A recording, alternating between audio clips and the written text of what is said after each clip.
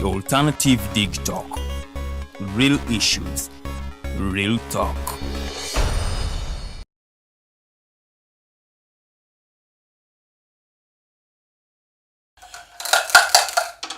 A good evening to all our beautiful viewers. It's Sunday again, and guess what? Abana of Lovaguse.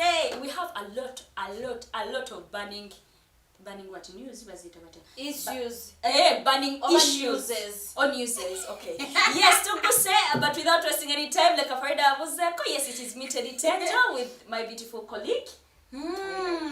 Akaaba akwa beautiful okampadde nyakatwala nze nakulaba ngamba tata ngamba ndi muwala mulungi nanga omuntu akunafuya ne comment on you. We are very beautiful guys. By now mwebale nnyo tuwana nga bikafuya wali ayagala smile zaffe omanyi kabeera kwa YouTube nga commenting you guys. I love your smiles. Naffe tukwagala nnyo naye nga okutwagala kwaffe tukutulaga nti byetuleta biba biri credible. Mwebale kubanga mulaba snap talk, mwebale kubanga mulaba political dice, mwebale kubanga mulaba mighty drive, zonna show ezibeerako nga mujja ne muziraba. Olunaku lero tuba tuguse tuba tuyingidde mu political dice ze Farida waneeno mba mu dice temugamba naye ng'oyogera nnyo ng'oli ku dice sigobeera ku nnono oli mulala muko oli aba Omumbejja nona mulala muko abonako Omumbejja basikaina kubanga Omumbejja temutuukiriza yadde okubanga oyinako n'okwogera nnyo mu bantu abambejja tekukkirizibwa naye bembeera ano ku dice ekya princess kirakaali ku lwokutaano. Hallelujah, hasherede kwe mungalo. Amen nga nkyali ku Omumbejja nze nomba ntandise stories zange ez'olunaku eziba zinde zisagala kuleekaana yakoona n'obudde. Awo nze mba nkikuwa. Nga ndi mu Buganda wanene wa Kabaka amawulire teganyuma. Bagamba amawulire agaliwo tegawoomya nakabululu. Luganda olumanyi tukuba luli lwennyini olw'Emmengo nanti ensonga za Mmengo. Ate kuliko Omuganda mu kifo kino mwalimu Omuganda. Nabukeera. Sooka olanyemu ng'Omuganda. Tambula jitu time katemegendayo leka tandikirawe inze amanya genze nabukeera tenyo Farida bitwe tambula kuba ndi muzukulu wa kuba ekizu omaika mainenge liwe kutaka pressure nenga amanya genze nabukeera Teangel Teddy ngamba ku kyalo Masaka muzukulu Farida rachoseka no Farida twaizajja kulanya mu kamera oba we waddeyo nugolaga nti toli Muganda mbimanyi nga tetunava wano ngenda kulanya n'Omuganda okunanya kwe kutambula ng'Omuganda siye mama tetunava wano ndatambula ng'Omuganda soko tuwe ku mbeera ya Kabaka omanyi kati ffe ng'Abaganda kusinziira ku Kabaka akulira ebweru Katikkiro Charles Peter Mayiga Kamalabyonna yategeezezza nti Kabaka mulwadde naye simuyi tali bubi nnyo era embeera gyalimu teyeeraliikiriza n'akikakasa bulungi ng'akiikaatiriza nti Kabaka ali Namibia era ng'aliyo ku recommendation z'abasawo be ab'Ebugirimaana Germany nanti ngambye ngamba Luganda luli olw'Emmengo atategeera Luganda olwo ojja kubanga omugonzezaamu era mu kiwandiiko ekyo baakifuna nga batuddeko mu meeting ebeera ki mu Luganda kukuŋŋaana olukuŋŋaana walimu abakulu b'abataka ne mubeeramu omulangira oyo n'omwogera neewombese bulungi nnyo owasajja kintu walugembe ne mubeeramu n'abantu abalala omwali ne Katikkiro Charles Peter Mayiga era ne bavaayo ne document eyo ekiwandiiko ekyo ne bakkaanya bajje babuulire public embeera ya Kabaka nabutya bwali era mu kiwandiiko ekyo Kamalabyonna ye yakisoma olunaku lwali lwakusatu n'atutegeeza n'atugamba nti Kabaka tali bubi nnyo naye era nasaba Abaganda nammwe abaagala Kabaka ne Uganda yonna mwongera okumusabira tumuteeke mu ssaala akomewo akola emirimu gye n'atutegeeza mmwe abaakajanja mmwe ababanja Kabaka waffe mmwe yagamba tujja mulaba anytime soon. Kabaka asiima busiimi asobola okumala emyaka ena nga tasiimye kulabika.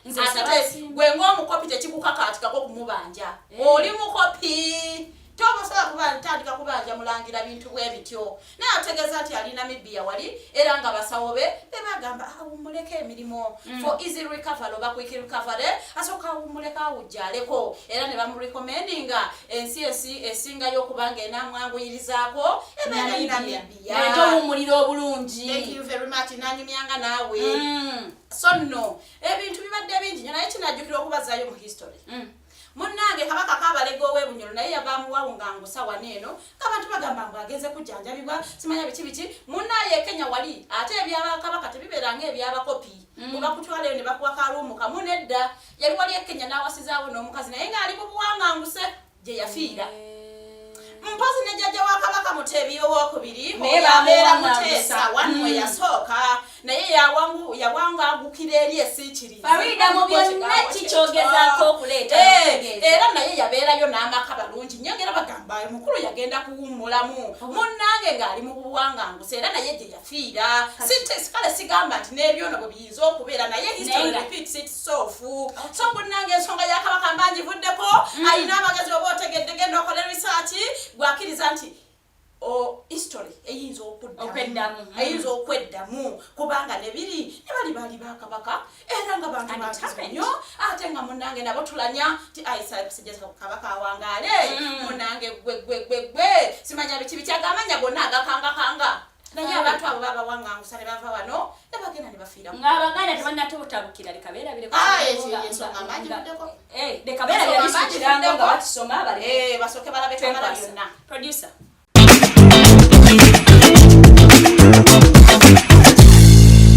olunaku lwaleero nga 18 Ssebaaseka 2024 wabaddewo ensisinkano y'enjawulo mu Bulange Mmengo wakati wa Katikkiro wa Buganda nze ayogera nammwe ne baminisita Omulangira David Kintu Wassajja n'akakiiko akafuzi ak'olukiiko lw'abataka b'obusolya. Ensisinkano eno ebadde ya nkizo era abagyetabyemu bakkaanyiza okuyisa ekikolwa kino okumanyisa abantu bonna ku nsonga enkulu ekwata ku Ssaabasajja Kabaka ensangi zino. Mu myaka egiyise Ssaabasajja abadde mukosefu era ne kitawaanya obulamu bwe ne kitaataaganya n'emirimu gye. Era mu myaka egiyise Ssaabasajja afunye obujjanjabi okuva mu basawo abakugu wano mu Uganda ne mu mawanga amalala ag'ebweru. Abasawo abakugu ab'e Bugirimaani be yagenda okulaba mu March 2024 baakiraba nti okufuna obuweerero obwa nnamaddala Ssaabasajja alina okumala ekiseera ng'awummuddemu era kisaanidde yeewalire eddala emirimu kubanga emirimu emingi gye gimuleetera okukoseka. Abakugu bano baalagirira Ssaabasajja bakugu bannaabwe abakolera emirimu gyabwe Namibia ne bamugamba nti walungi kubanga ayinza okuwummulirako eyo ate nga bw'afuna n'obujjanjabi.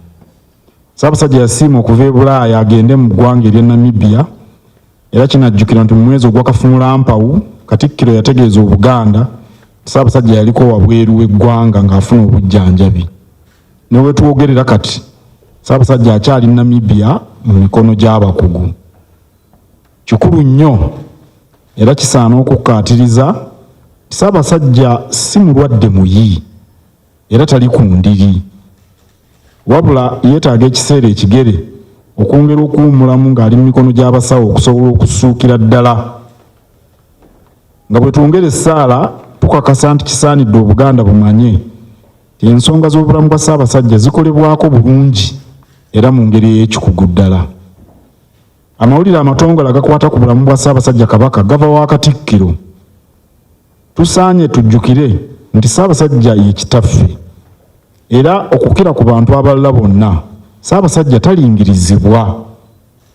Amawulire agakwata ku bulamu bwe tegabeera ga kumukumu era tegafulumizibwa mu ngeri eweebuula ekitiibwa kye nga Kabaka oba n'okutyoboola eddembe lye ery'obuntu. Katikkiro aboolya olulangira n'abataka ab'obusolya baagala okwebaza abantu bonna aboolesezza empisa zaffe eŋŋanda ez'obugunjufu obugumiikiriza n'obukkakkamu mu kaseera kano era bakubiriza Obuganda okwewala ennyo abatambuza obulimba n'eŋŋambo nga banoonya okusiga obukyayi okweyawulayawula n'okunafuya Obuganda. Ssaabasajja ajja kudda ku butaka ng'obudde bwe obw'okudda butuuse. Awo nno tubeere bagumiikiriza era tuwonge Ssaabasajja Kabaka mu mikono gya Katonda ayongere okumusuusa. Tuwongere okukuuma, okunyweza n'okwolesa obumu n'omwoyo gwa Buganda ogutafa. Awangaale Ayi Ssaabasajja Kabaka. Omutaka Namwama Augustine Kizito Mutumba omukubiriza olukiiko lw'abataka, Omulangira David Kintu Wassajja ku lw'olulyo Lulangira, nange Charles Peter Mayiga Katikkiro. Nnaku z'omwezi 18 June 2024.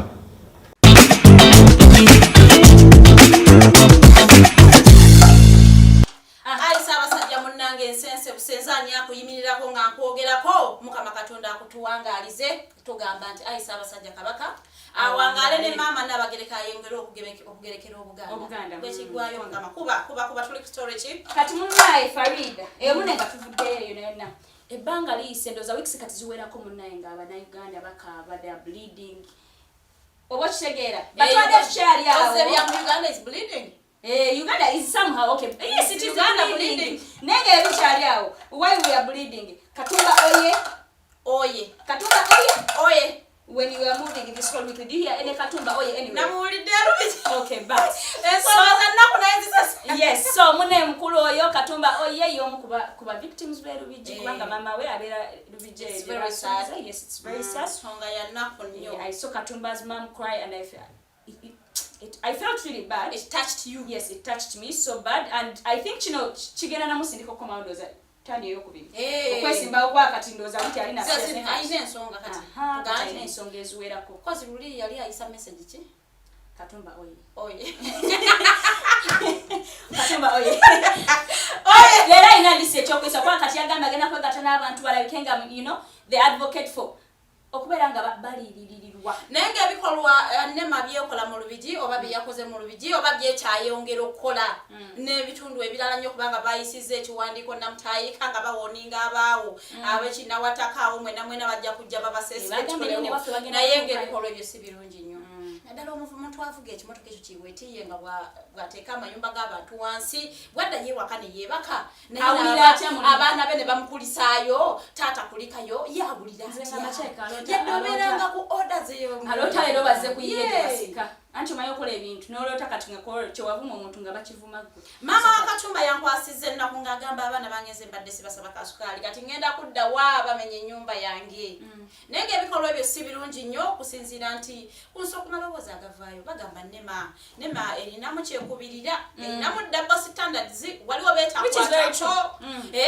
era omukyala speaker wa parliament yagambya Nema ereme kubeera na double standards waliwo malls wana eziri mu wetlands lwaki tebazikwatako waliwo stapex twolindetana wali Katuma kyenki yagambye embu baagala basendewo bonna malanga tibateekawo mall nga tibagamba waliwo wali eri ebizimbe ebityogerwako ebugolobi wali kugezanga Silver Springs teyogerwako etudde wali mu lutobazi naye tebagigambako kubanga ya mugagga twogere ku eno factory eri wano Ngove Jinja bayitawo batyawo waliwo abali awo Namanve factory munaye ebimotoka byasombanga amayinja okujjuza omanyi amazzi gabeerawo so balina okusomba ettaka lingi nnyo basooke okubanga bali wamu basobola okufuna nga bafuna ka foundation naye abo tebagambwako nanti saawa eno Namanve is an industrial park yadde nga batugambye tetulina industry mukawa mu Uganda wano tulina assembling plants naye nze katika tulina industry ya denezi nengamba yinga tulina 40 buto for the first time in life nalabye speaker ngali ngakala atufaako yayogedde nalabye ngakala abadde ngakala atufa ediro yataluddirwa tatufaako but anyway without wasting any time our producer give us a speaker nga reacting upon I don't think we should have Katumba's story. We have seen him ngayo mulabye ku screen him with a mother just in pain and all that abantu benasa nawe nawo mu Rubiji but in pain. But let's see how the speaker of this country, a beautiful country, reacts about the Rubiji people.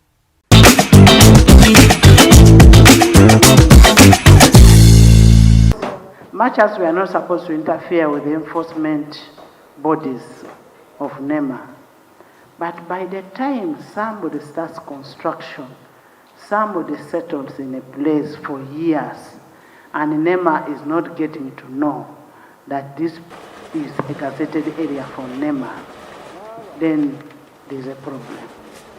LOB is supposed to check, not LOB, opposition is supposed to check what is happening, what government is doing. Lope had gone to do his oversight role around Hoima Road, Lansana, and his team was tear gassed. I feel that was unfortunate and selective implementation. I wouldn't mind the issue of the police station, but there are places where malls are, and you know this is the what? Wetland.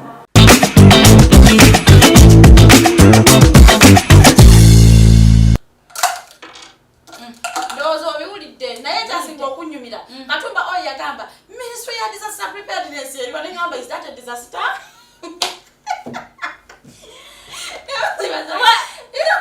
Ekiri mu lubijja byambi bisekerwa bannaye bintu byannaku nnyo naye tusekamu tetugenda kusobola kunyiiga tunyige ate twongere okunyiiga Farida byanga bikyali awo munnaye Lubijja efuse Lubijji munnaye nga lead of opposition the current lead of opposition nga yevaamu nga Jolo Ssennyonyi oyina erinnya ebisebyo what? Besekezi nanti bamanyi ogakweka bagateekako Jolo Ssennyonyi B mune nga yevaamu ng'agamba wayi kangende ndabe ku mbeera eno eri mbeera eri ekyayo yadde ngaganda ngalonsa sigamba ko abantu basenze sigamba yagendayo mbu banya abatwalideyo kamera waki yagenda ngalonsa yeva munne nagamba kangendeyo ndabe ne munnaye ng'atuuka bamukuba tiya gas bamutwala tezibi naye kati jjukiramu abantu olwedde mubasenze we babeera tebalina wakugenda enjala ebaluma obongeddemu tiya gas ebikolwa ebyo ebya poliisi si birungi kubanga ababaka bwe batyo baba bali mukola mirimu gyabwe gye twabatuma ffe ng'abalonzi omulimu gwa oversight kubanga bw'aba n'atukolera ku nsonga ino tuka ku ground amanyi kiki ekyagenze mu maaso so ebintu ebyo nga bwe mubiraba ku screen terugenda sobola kubanga tuyita vidiyo eyo naye nga bwe mubiraba bwe byali wali mu Lubigi omukulu yakeera n'anekanekana bulungi nyagenda alabe what is really happening in Lubigi naye poliisi teyamunganya kubeerako nekyakola yadde nga yali talina kyatutteyo naye yali akola omulimu ogwamutulibwa nga lead of opposition ate ng'era member wa parliament ogwa oversight but anyway naye omukyala anitamungi naye tebadde musanyufu n'ebikolwa bya era wewalayo speech emani yabadde agenda state poliisi mukyuseemu enkola eyo sinkola nnyo gyababaka babali mu kukola mirimu gyabwe ebintu si birungi ebyo naye nga mukulembeze bw'eggwanga niba ne polisi oba bagulya tiya gas mungi mutabina bamuteeka nga balina kumalaga gwalano n'abapoliisi gwe yakuttemu tiya gas awo ng'abalabye nga ng'obalaba nabo beesenengambe namwe muwulidde nabo nga you know oh that you bouncing again then now when now did this they got a test of their own medicine but anyway Farida nze kati omaye kyamazeemu amaanyi kyabadde muzeeyi we yayogedde ku nsonga eno because senga yavuddeyo n'alaga nti ali wamu ne Abannayuganda twandisuubidde okubanga abantu b'Erubijja banaafuna okuddibwamu but muzeeyi munnaye yavudde na yadde nga nema tekoze bye nakola tekikuwalukisa kubeera ng'okola ensobi nozimba mu lutabazi so in my head I'm like okay president so what are you suggesting for this for because nga alina gamba yadde mugamba for over 40 years yadde nema teyakola mulimu lwaki wagenda in the first place ne Farida NGOs so yagambye babakolye genda nga tubona tuwa speech ya president nayo NGOs ziriwa Red Cross abo ndai kafuke Katumba bajja ku disastrous moments Red Cross badukirira NGOs ezidukirira abantu tumenga bakuwamba ne bakusiba ne bajja ne bayawo obuyambi bo bali wa esawa zino nanti kati buli NGO ebeera ne kyekola osanga they are collecting funds omanyi esente za NGOs tezibeera awo bwesityo you just bwofuna kati ekintu nga bwekityo now you start writing proposals to that cause I want to help you yes I want to stand in solidarity with the people of Lubigi. So for that reason, there are Mr. Donna.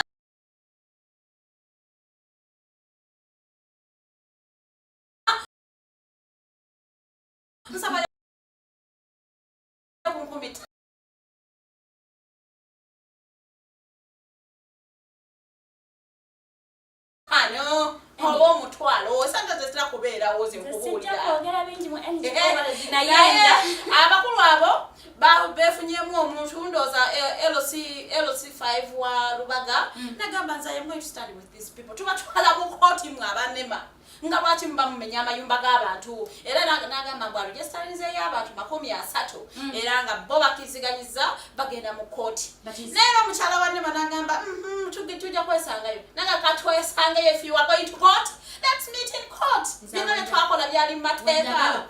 Isn't that a lost battle already? Because if the president is not bothered about it, if the president thinks these people are doing a wrong thing by staying in a wetland, so that means, because I believe in this Uganda, there were mateka kale mulekebye mugamba sima close what nga tuvude mu close mateka ge Uganda ge gakola president yasalawo bichi so waba era bagenda bafutyanka you're already fighting a lost battle anyway batwa president ngayogera ku nsonga y'erubiji tukomewo.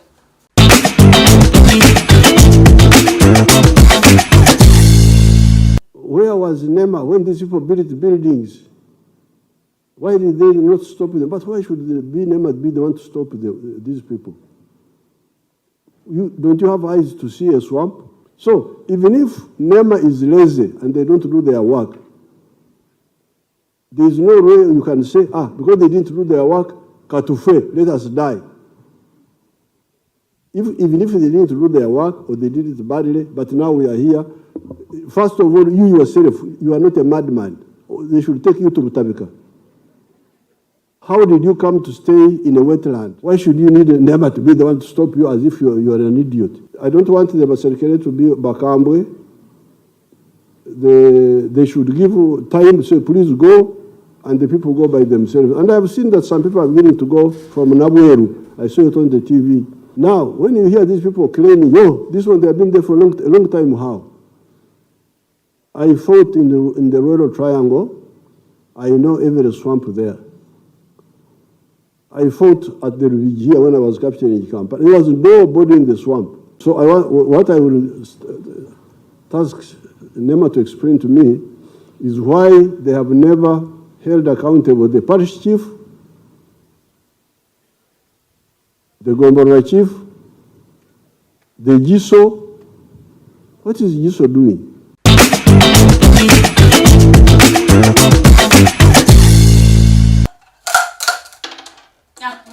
Ensonga za president zizaako omukono bw'aba ayogedde ekigambo kiri kisazibwamu taddibwamu tagambwako tibuhabulwa weebale nnyo erinnya olyogedde bulungi nnyo nzaawo mba ngenze bugenzi mukosase oyo tawabulwa tayogerwako sagamulwako mba ngenze nzizeeyo mu parliament era nga kuno omulundi natoola mukosase omutinga etoola kumpi nani ne Seggona nani wali awo wenyini hapo wali ewawangadya okay. Naliono, I wanted to stand in solidarity with the Commission of Human Rights. Okubanga babi bakoze mbawayire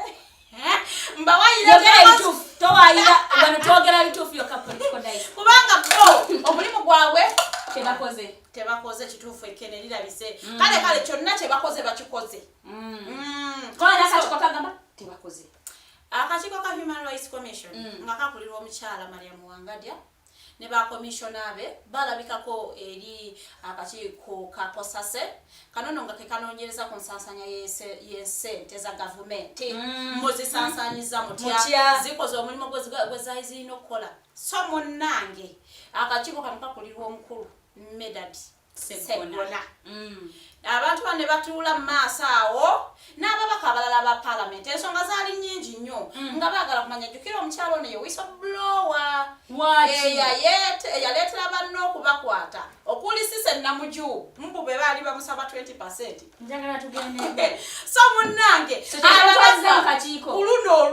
kuguno omulundi komiti yajjudde bwe obusungu nga buli eri ababaka bajjuza komiti bwe bati nga bagala kufuna evidence tulaga evidence eraga nti ababaka bakusaba 20% commission okujjako okuliwaayiriza banno asabula nagamba what are you talking omusango guli mu kooti mwagala gusabako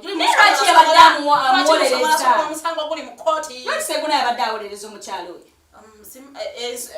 mbadde njala kwogera bigambo byamateeka nenejjukira nti nze saasoma nyinza obireeta obubi naye nga omusango oguli mu kooti nange munnamawulire siikirizibwa kugwogerako okujjako bwenzija wano eno nembawa updates oli bamuwadde ebbeiro ate munnange ono bamuzizaayo ku alimanda ebisingako awo tosobola kusukkawo naye nga kambuuze Farida kituufu nti Wangadde atakoze kuba emisango gibeera 1,500 nezigwamu awo 21,000 gwe nobeera nga okavarizeko buba covering annual 17% is like ku misango egyo ate ekyewunyisa mu byonna be bakyetuma teriyo yakibakaka bavaayo ne bagamba nti buli mwaka tugenda kavaringa emisango bwegeti naye kyabalemera tebalina nansonga naye omukyalo ono bwe yali alabikako eryakakiiko nagamba bannaye tukola mpozi n'ekirala esente zitumala beetaaga kuwongera mu sente. Thank you. Batuwa sente ntono nnyo ezitulemesa okuba nga tukola emirimu gyaffe babawo we bababuuliza madam twagala otunnyonnyole sente ezirimenti okuweebwa bakomplainazibawa kati ezo ziragawa madam nanga mugwanga natuganda ye sente ezibawa ask Dr. Kiza Besiki. He signed it for his transport refund. Never yaleeta sente ne bazitwala. What about Bobby Wine? Oyo teyazagala akala sibwe yagamba naye yagamba kati ye tusala kigambo yegoba teyegoba he just withdrew his case. Yes, so omuntu namugoba yasiwuka empisi kale omukulu Bobby Wine yasiwuka empisa mu kakiiko ako omuntu omulala yenna nga Wangadde. I am not standing with her, I'm just stating facts here. Nagamba security way you come and take this person. Farida, with your facts, I would like to inform the public and you that I have the right to express myself when I come to the human you can express yourself as long as you are not disrespecting another person. Indeed, omukyalo natutegeeza nti nno banaye oyo teyazagala esente naye terwalizimuwadde esente zaaliwo naye sente ze baate bazitutte tuzizaayo mu nsako gye tulina okuziteeka esente zo ne ziddayo. Ababaka ekye bafune bagamba lwaki olimba tukebedde accounts woyina okuteeka sente ezo tebiziriyo lwaki ojjana okulimba ensi naye nga lwaki mbasala ebigambo kasooka tulabe ebyafudde mu parliament nga baka bagamba tuwe evidence lwaki ogamba mbu banno bakusaba 20% nobaleetera okubanga bali mabuusu saawa eno.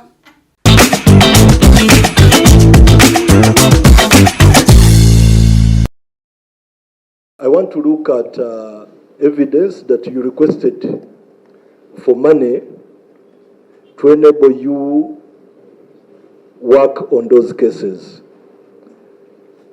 And of that budget line, how much was allocated to you? It's including the 400 million shillings which you have highlighted, as well as the funding gaps. And we requested for additional resources through this document. But it's unfortunate that at the end of the at the time of the last budget call circular, we've not received an additional monies in regard to what the Commission had requested. Because of their poor budgeting method, they now attribute it to some members of Parliament that must lobby to have increased the budget, which some of the members of Parliament are now in prison, and because that's evidence. So it is the public knowledge that she ordered members. You did. Can she now deny? You did ask me to allow you finish so that I can guide. But you would guide when she has also commented because you are on one side. No, Honorable Itungo, she will not answer what I do not consider appropriate. The protection you are trying to give Madam Wangadde is as if she is so special, different from others. As a matter of fact, Chair, we request you to handle her like any other chairperson who has appeared, so that if she is supposed to answer, let her answer. Or the chair steps aside and we have the vice chair take over, so that we can handle her like any other person. Then the next thing is you give an opinion. Avoid being opinionated, and in future I will be strict on enforcing the Rule 86 that I'm heard in silence. The general practice is we pay transport refunds to each and every witness or complainant who appears before the Commission, except when they don't want to take the transport. That retired Colonel Kizza Besigye signed for his transport refund along with his witnesses. The Honourable Robert Shagulanyi opted not to take transport refund, but in the event that the transport refund is not taken, it's usually rebanked in Bank of Uganda on the jealous account. No. So if the rules of the game are for a refund for witnesses, why didn't you refund the witnesses of Dr. Kizza Besigye and Honorable Kyagulanyi? And if you did not refund, where did the money go?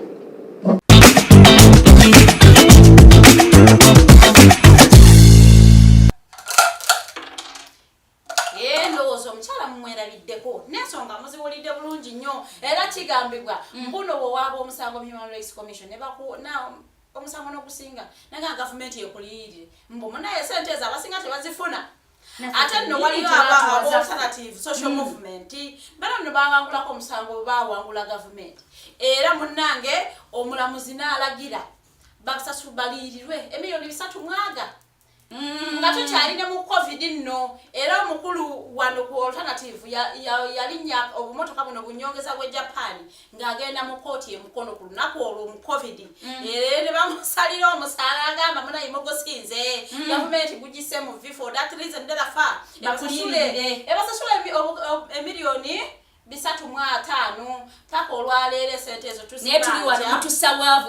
tuzibanje okujjako okutwebaza ne bongera okutusiba sente banazituwa baga tudde tubabanje nateera simanyi na lwaki neka tuve ku pala nga tunavaayo kati golowooza Farida mukyala wange ndiyo wekizuka nti nga ogambye nti whistleblower kiki ekiddako we bazuula nti kale nti yayogedde kalebule nga bwe mulaba sirowooza nti yayogedde kalebule ate kubanga alina evidence naye katulinde ekiva mu kooti kubanga ababaka baba ali mu kooti bajja kusaba whistleblower aleete obukakafu obulumika kyabaka bano bamusaba 20% of the budget bwana batazirina ndowooza anakangavu lwanze saasoma amateeka bannange tujja biraba okay eyo tubuddeyo tetumuzaako nga human rights naye mukole bambi omulimu gwammwe akakiiko katudde nnyo aka human rights ate nga there are a lot of human rights violations in Uganda ekyagenze Rubiji it is part of the human rights violations so bannanga aba human rights apart from you sitting there and saying wale nalabyo omubaka Sewanyana ngagamba mbu wange yabalambulako eruzira nagamba nti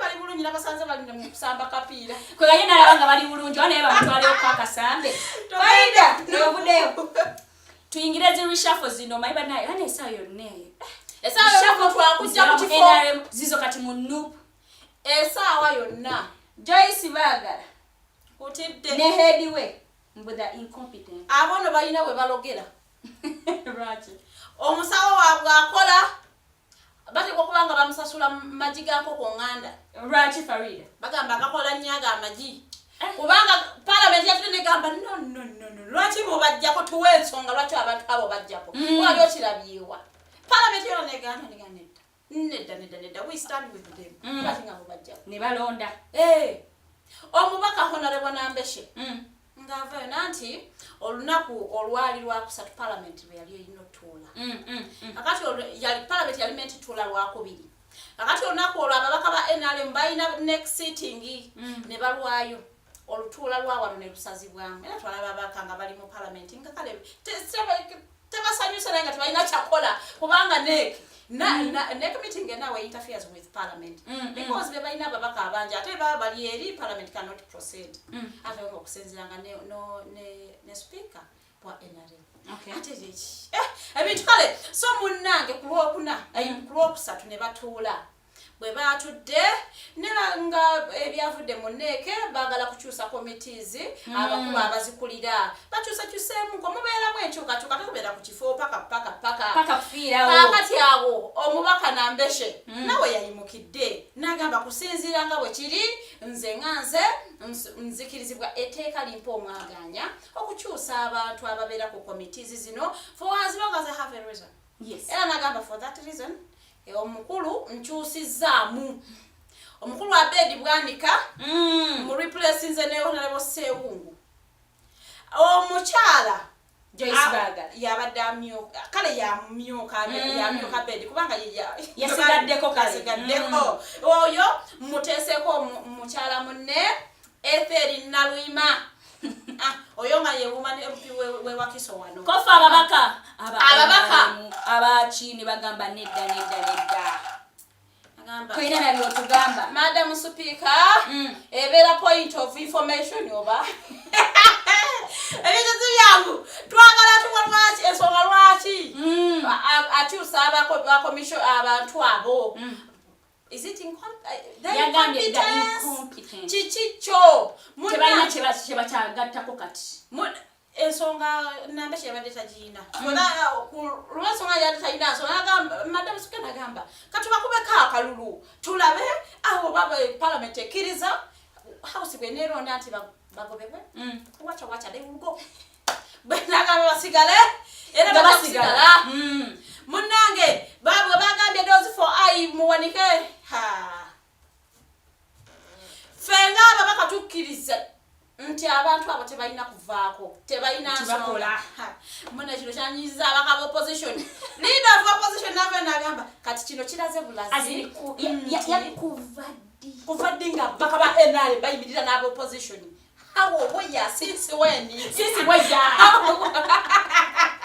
nengalati abaka ogerera ekyanja bula kyabadde mu parliament session eno nti n'aba NRM bakoze ekyukakyuka ebya byabadde organized si byakuba kalulu yayiseemu naye Uganda nga bagamba ate lwaki ebya NRM tebabiwakanyiza ate ebya opposition organized all the time basoose biteesaako mu neeke so ojja wano ng'olwedde eri odda yavudde eri odda from above so munaye ensonga eyo era omukulu Hamson Opuwa yayimiridde agamba nkoze enkyukakyuka agambye thank you very much tulabe ebyabadde mu parliament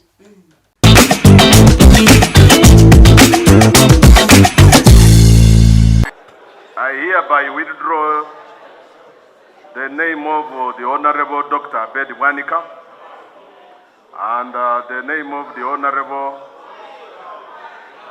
Vagala Ntwatwa Joyce as chairperson and deputy chairperson. I hereby redesignate them. Madam Speaker. Honorable, if you don't want the member to be removed, it is a question. Well, I don't know why you're talking. You want to vote? You want to vote? The nays have it. Kyokka ababaka abamu tebasanyukidde ekiteeso kino omuli n'ababaka ba NRM nga bawakanya ekyokugaana bannaabo ab'oludda oluvuganya okukola enkyukakyuka ze baagala nga balowooza nti kino kikontana n'eddembe eriweebwa ebibiina okwetaaya. Ffe ng'aba NRM tukoze kikyamu okuyingira ku politics za opposition kubanga bo buli bwe tuleeta amanya gaffe aga resignation eza committee chairperson bo tebabiyingiramu bakkiriza bukkiriza kati ffe kye tukoze olwaleero ndooza kikyamu era tekiyamba multi-party politics. NRM bajjemu abantu bonna tebatuwadde ensonga gwaki babajjemu kati gwaki twetaaga ensonga gwaki bajja mu bali ate amateeka gagamba we are all equal under article 21 of the constitution. Naye nga tugamba nti abantu bano komiti eno teri active. Komiti zaffe endala zetukulembera Park Central, Park Kusase, Park Local Government tuziraba ziri active meetings zituula ne basoya abantu ebibuuzo ne bakola emirimu gyabwe. Naye eno komiti ya Government Assurance tetuula teri active. Naliko mu kakiiko akakusase nga mukama wange Joel Ssennyonyi nga ye ssentebe waako. Njijjukira bulungi nnyo waliwo debate nnene nnyo nti nno tetukola naye ng'ate twali tukola. So nkakasa nga ensonga eyo yandibadde ye mwennyini aginamu experience ey'omuntu okugamba omulala nti nno takola. Ekyo ate mukama wange Joel munnamateeka agansingira ddala so amanyidde ddala abakulembeze kakiiko bavaako ddi era bavaako batya. Kyenvudde nkugamba nti ensonga eno ndowooza nti nsonga ya byabufuzi naye nze nkakasa nti bannayuganda obwesigwa balina mu Nuupu tetusaanye kubusuula batandika otukubamu ebituli olw'okusalawo kwe tukola.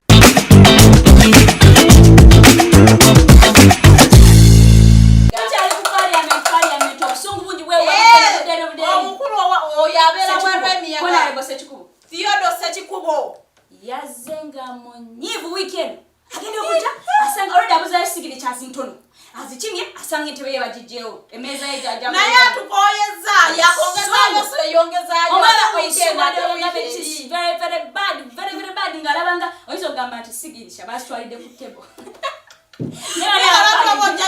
ojawo tebo ya eno gyapitayita mu nkubo zange ng'amugwako ng'alina gw'atayiza mugamba minisita sayininga sana weteekako omukono wo mukama wange nkwegayiridde pabulik ejja kukkiriza nnyo omukono gwo ono namwalabiddeko n'agange ng'atayiza minisita wa finance ng'amugamba mukama wange sayininga sayininga pabulik ejja kukkiririza mu mukono gwo gambe nti nze senisiza approving ako mu budget omukulu neyegayire naye wasaga watch. I am not in those fights of parliament. For that reason, therefore, I am going for Kanyeihamba Foundation. Yeah, no t-shirt, you naked don't. Bane mukulike Farida mukolo gwa. I don't know on you me. Anyway, one thing I've realized is for sure that when you have brains, for some reason, people will want to associate with you. Like seeing people turn up for Kanyeihamba Foundation is just opened up my eyes. Retired Justice Professor George Wilson Kanyeihamba is such a great, I was going to say orator, a good author, a knowledgeable person. Byonna omusajja oyo mukama Katonda yamuwa obwongo naliko wano lumu nengamba nti omusajja alabika bwe yali omuto bwe yasabanga ng'asabanga mukama mpo amagezi faamu kufe tusaba bingi mukama mpo obulamu ate ompa omusajja omugagga ate mbeere mulungi ate ompa efiga ebintu bingi nnyo naye omukulu oyo alabika yasabanga ekintu eki bwongo at 85 he will reason you omwemyaka 25 ng'olaba byayogera bituufu ate si bino ebyaffe ebyenaku zino abavubuka bye badisrespecting abantu tayina bashita batya ne foundation abatasi babadi bayiganga abatayina information ku nsonga so mu mwaka akavuya akuvuma buvumi because abatayina data wakuwa naye ajja kukotingira constitution ya Uganda nanti ye Kenya yagikola buli kimwa amateeka gonna abagamanyi kati oba omugamba kine ya Uganda wali yagikola constitution gye tutambulirako eno gye batiginya buli kadde bwe bateekamu age limit bwe bazijjamu ogenzo n'ogamba eno ya constitution yazikiza omukulu hona Dr. Honorable Nabwiso yaba yagambye nti ye constitution kasaba agikwata ku soto kyali age limit so nagamba he's very young. For that he's still young because there is not for that reason njagala okumute kitufu tebakyali age limit naye tulina term limits by the way zakomawo mu constitution tulina term limits era omukulu aliko kati Mr. President abulayo ekisanja ekisanja ky'ekyasooka 2021 2026 2031 tetumusuubira kudda after 2031. Okay Farida so ndowooza tumuleka kuba ekisanja ekijja nati ekijja kyekisembayo Kanyeihamba Foundation twabadde tulaunchinga Kanyeihamba Foundation. I am a director of Kanyeihamba Foundation. Very I am chilling with very hard. You are chilling with big people. Now a big person as well. So twabadde tulaunchinga Kanyeihamba Foundation officially era nga abantu abebitinisa babaddeyo okugezanga Minister of Finance Honorable Matthew Kasaija yabaddeyo ne Minister of Justice ndowooza owulira ebitiibwa by'abantu guest of honor owulira ebitiibwa by'abantu bye twassociatinga nabyo kasobera n'obwonga bibinobera CDF yatuwadde omubaka ffe baani CDF yatuwadde omubaka atukiikirira najja bulungi nnyo natuula bano abantu babadde banene bwerere nga tulaunchinga Kanyeihamba Foundation olunaku olwokutaano enaku z'omwezi nga 21 tunaffe twagenze mu byafaayo nti ng'abantu abakolera wamu ne mumuli akatayogera nga director n'eddoboozi kana ntogerako omukulembeze taleeka tuba babitiibwa so munkola eyo tuba tugenda kubanga nnyo tukulembeza nnyo amazima integrity and rule of law era nga ebimu ku objectives za Kanyeihamba Foundation nyingi nnyo tugezanga okubeera nga tutandikawo university ya law nga tusomesa amateeka gokka. Another LDC nange no si LDC ng'ogendayo after senior 6 if you want to do law togenda yo ng'osaba swaswa simanya nze njagala kukola Bachelor of Arts in Arts simanya njagala kubeera teacher njagala kukola Bachelor of Education ogenda yo ng'oyagala ogenda soma myaka ena ofuluma na Bachelor LLB ku mutwe ebimu ku ebyo tugenda nga tuyambako ebintu bingi nnyo tuyambako abaana abatasobola kubanga ate besasulira akasente nga tubayambako here and there wabeera nkusoma bwerere kotedde banenga mwebala Kanyeihamba foundation ebyo byekola foundation ebezza eri society ebatejja so twali it was by the way foundation and fundraising era abantu batuwa kasente njagala okwebaza minister wa justice Honorable Norbert Mao, thank you so very much. Kubanga, you stood with us. Yagira mbiti bibiri. As a representative from the Prime Minister's office, we're about to sindikira tena janga Minister of Justice mukitiwa che. Nagamba zengenda kubanga amba fundraising ira kasete. Ebiri mujja mugitambule bulungi nnyo tuliko wachi Honorable. Era mukama akitubalire. Bamutuweko ngayogera. Mbukati tutanze kwa bulala. Bamutukubireko katono nnyo. Batugattiremu ne Honorable Batia Kasaija. Babatuwe.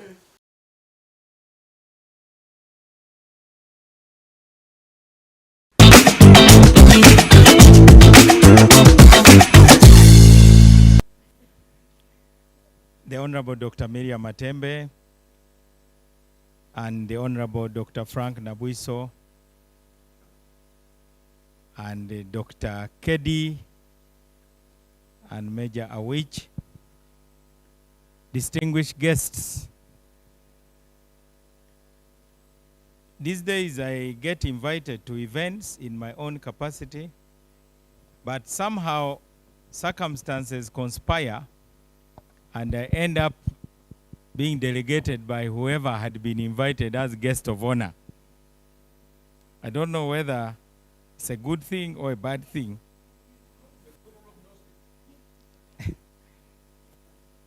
I was going to come here in my own capacity, having been invited by the Kanyeihamba Foundation.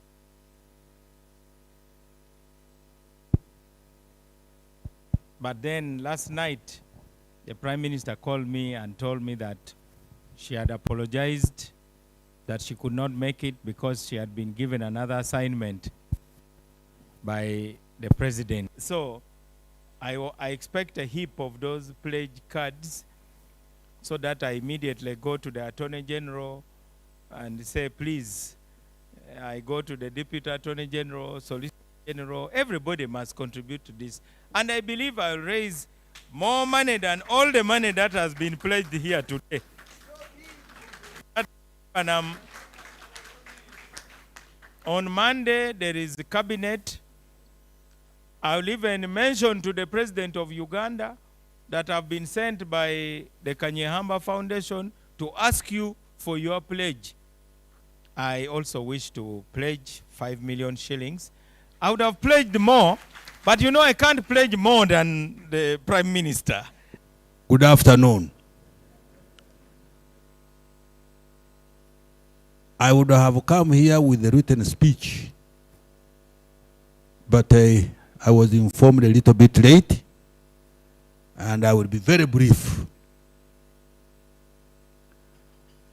Honorable Kanyeihamba, I have worked with him on many tasks. The point that I saw in him is the consistency. Now I did not know that we had to come. I have come with, I mean that we are fundraising also. But when I go back to the ministry, I will beg some 10 million shillings. And give me the account. I can put it on the account, or the gentleman or gentlewoman whom I can send this money, so that the really Kanyeihamba's name is made immortal. Thank you, my friend Tegure. the distinguished senior citizens who has been with me on the high table, and all of you who have come to grace the launch of the Kanyeihamba Foundation. Good morning, I hope. It's still morning? It's afternoon already? Good afternoon. Just a few minutes.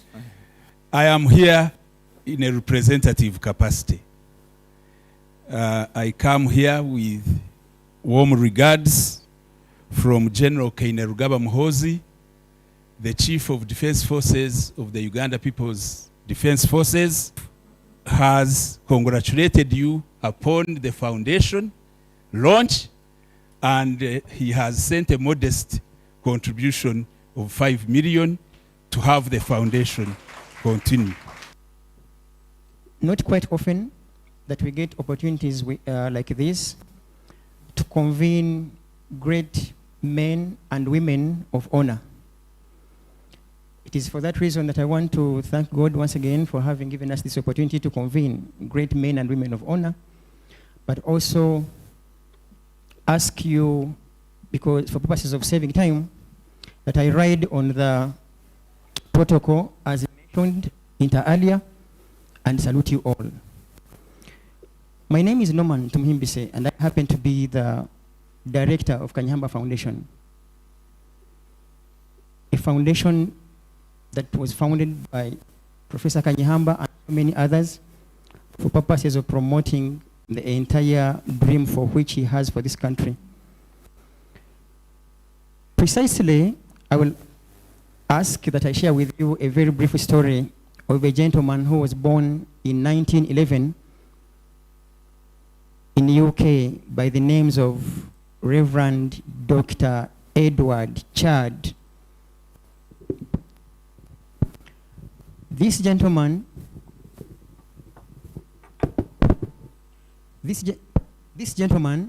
Edward Chad, was born in the UK in 1911.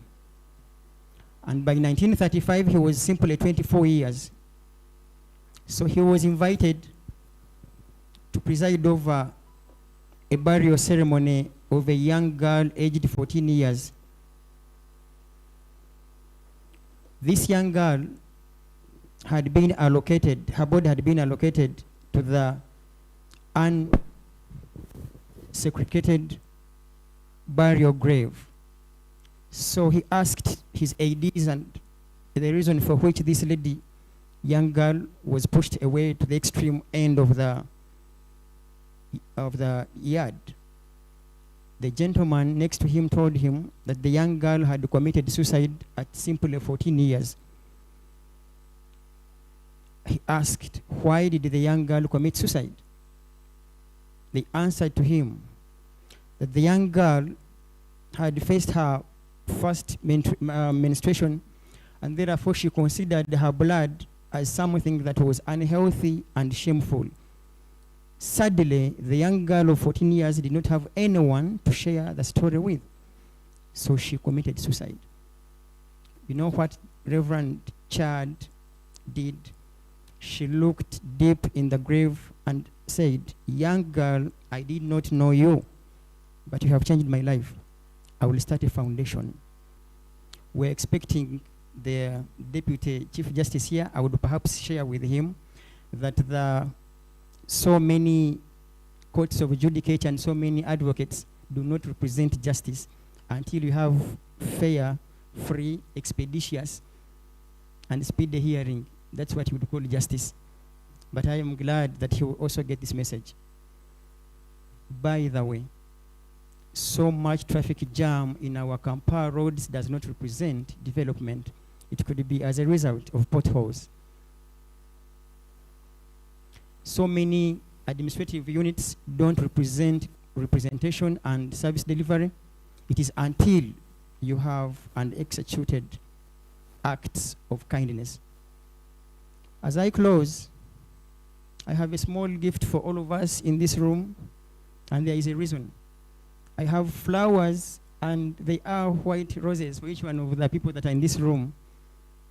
The reason for that gift is to share with you that all of us are like flowers. We don't live here forever. Beneath our skin are bacteria that make us rot. So literally, we rot. We get disposed of like flowers. What is very key though is the seed that you leave behind before you leave this world. A reason for which we have this theme, leaving a forever legacy. May I have my colleagues share at least a flower as a symbol of peace, truth, justice. Because as Professor Kanyeihamba wrote in one of his books as a book title, in the name of God, truth, and justice. That flower for us means a lot. To represent truth, transparency, justice, and fairness. But most importantly, acts of kindness. I beg to submit and wish you a nice stay for the minutes we shall be here, and ensuring that we embrace Professor Kanyeihamba's dream of seeing a very fair, just, and free society. May God bless one and bless all.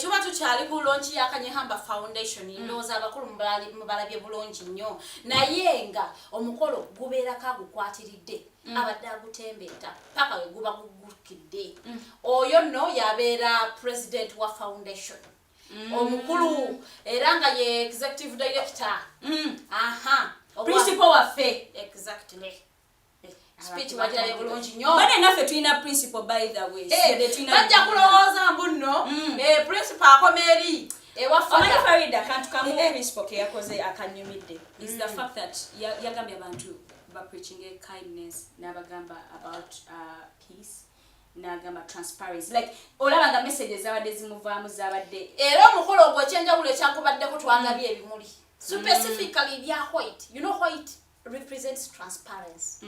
Era omukulu president wa foundation nakwata ebimuli bibiri nabikwasa omubaka representative yavudde wa CDF oyo no tubatogere wa first son mukozi Kainerugaba nga omukulu general major general Masiko namukwasa namugamba as a sign as a symbol of peace and Norman to him is the president of the foundation. Hand to you, General Masiko Henry, representing the son, the first son, CDF. I think I'm going first son to show peace and transparency. Thank you very much. While he was giving in the contribution from the first son.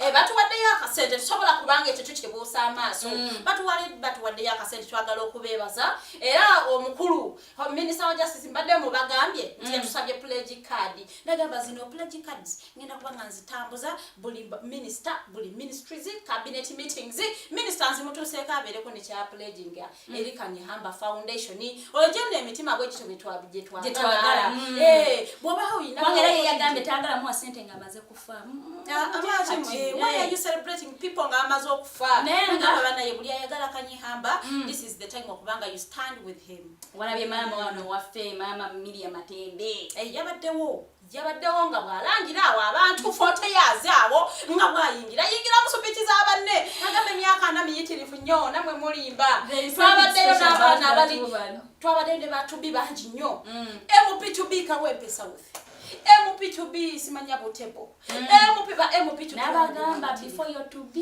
twafunye ne president to be 2020 nena njala toya kakisaba no okwebaza abaana b'essomero abaana bakola llo mwenna abavudde ku universities ezenjawulo specifically to be part of this launch like abaana they are drinking from the source because every time they turn up for such events, I mean they benefit because that is their field, it's going to help them. You never know, some of you would be lecturers since Mugambi mgena tandika w'essomero. So bambi mwebale nnyo mwena abe era obunafu bwe bumunja kwebaza Kedi Foundation ne team eyazze namwe thank you so very much ne contribution yammwe tujebaza nnyo mwebalire ddala era nga nja kwebaza president wa foundation ne team gye yakoze nayo okubanga ate nge tuusa omukolo gwe gwabadde omukulu Norman Tumuhimbise and the team namwe mwakoze omulimu ogutagambika nze awo nno omukolo mba ngufundikira olinayo ekirala kyoyagala oyisa nga tunava ku mukolo leka tuwa list prof kachance speech at least because okay everyone made I mean balochinze chiwedde okugwa unfortunately twabadde ne professor he was unwell era he is still unwell era tusaba Mukama Katonda amunyige but luckily enough he's a smart man that he was able to era ya deliver his speech ye okumutimbagano naye ngera twagifunye tukatugirabe.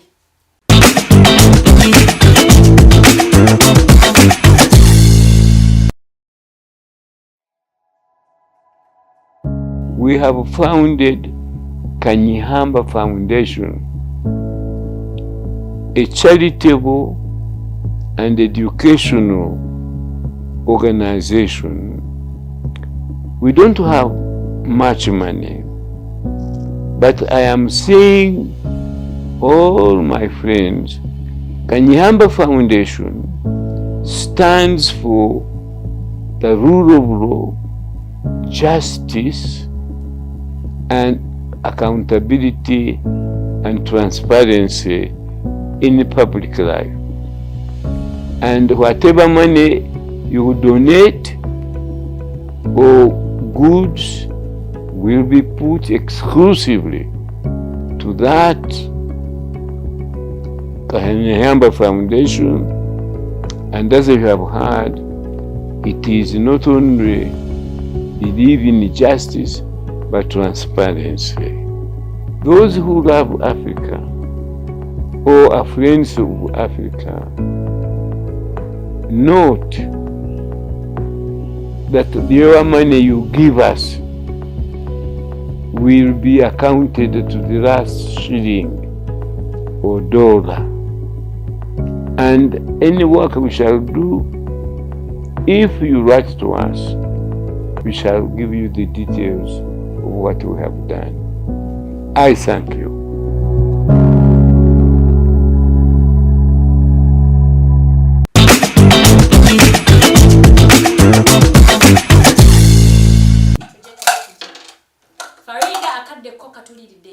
ndaba katutwala awono ku Imperial Royal tuba tuvuddeyo nanti twalonkingira foundation lunamwe Thanksgiving ngawe twala Buganda yatulisa twali twesunza omukolo gwo tugamba naye tugenda gubeerako naye twali here wewe twali in between neno nonya mukulu mati akasajja ate nonya muno batimawo ate njagala okubeera eri Masaka naye omukulu yafuna nabonji w'abantu era nga sigambibwa nti bakubaawo naye baali basetinze ba blogger awo aba NUP aba nupe mbu bagambe butalina bantu simanya biki simanya obute simanya kyavuga Farida tuve wano manya obute omukulu yafuna abantu ne bagamba mwamulanga bwerere Mpuuga teyabba naye ng'ebikwata ku Mpuuga next Sunday tubireeta wano. See you guys next Sunday.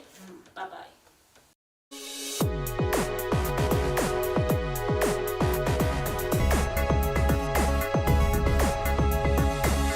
The Alternative Dig Talk. Real issues, real talk.